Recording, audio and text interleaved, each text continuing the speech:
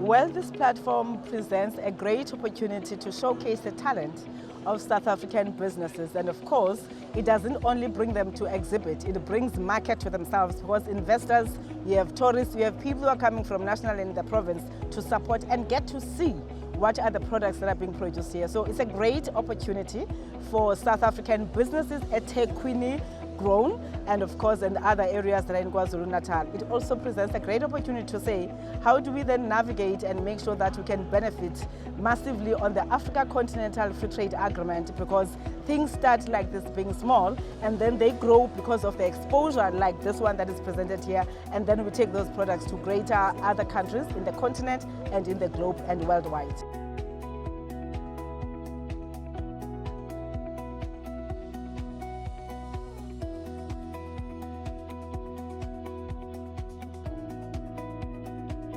We partner with the likes of eThekwini in the expos like this, but we also continue to promote interventions on market access.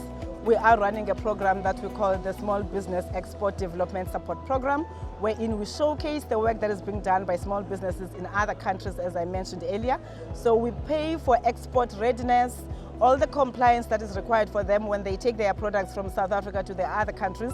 But of course, the other side of that is access to funding, because others can get an opportunity to the market, but they may not have money in order to scale up their production. And we also provide that support. Whether you are looking at machinery that must help you grow the business in terms of producing more, we do provide that through Asset Assist, which is a product that goes up to 250,000 rands of free support that we give to you in terms of equipment. If you are an individual business, if you're a cooperative, it goes up to 1.5 million rands and to 5 million rands. Entrepreneurship, and again, if you're a township or rural business, we go up to 1 million rands, a blended component, which is the grant and the loan component of it. But of course, we do have other products, direct lending, small manufacturing scheme, they go up to 15 million rands. But let me tell you something that you don't pay attention to. We also provide support to the people that you call loan sharks, the micro lenders. Smart business people who decide to say, we see lots of people that are in need of money but they're not compliant. We're going to step in, we're going to be compliant, and then we borrow money from the Department of Small Business Development through SEDFA, and from there we borrow money to those that are in need.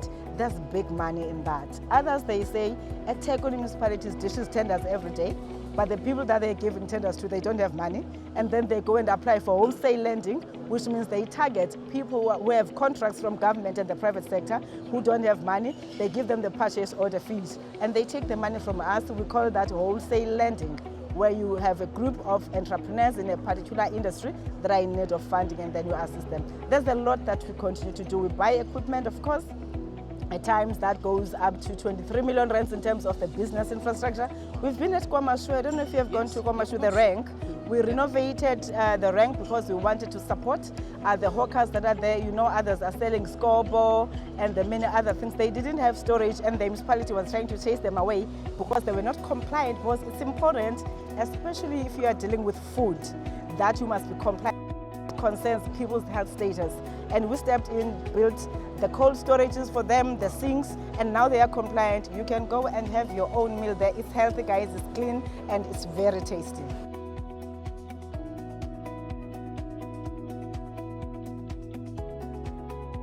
If you have started, make sure that you stay in business.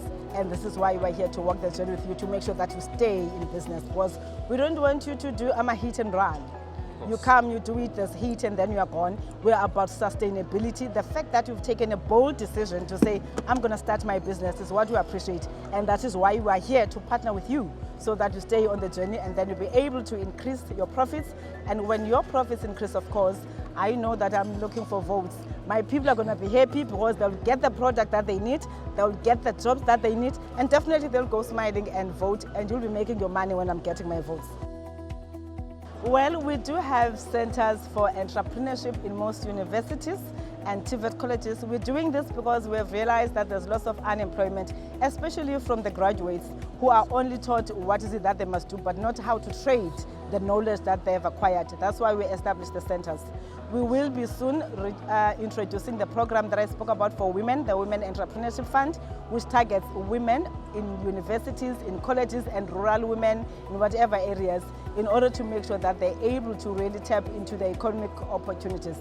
We recently launched a fund in Nelson Mandela University, a fund that is called the Chancellor's Entrepreneurship Fund, where we are encouraging the Vice Chancellors to make sure that they encourage students to be able to trade and be entrepreneurs. I mean, like you go to school, you get in the rest, you don't have a refrigerator, you can't afford buying it, and we've seen most students introducing that concept of renting a refrigerator. Others, they're saying, you're here, you don't know how to drive, let us help you so that by the time you graduate, you have a driver's license. That's entrepreneurship. That's why we have those centers that we are funding, including other incubating skills that we have, that we offer. So we do say forward with student entrepreneurship. But most importantly, we want people to appreciate that whether you are in education, you can trade the knowledge.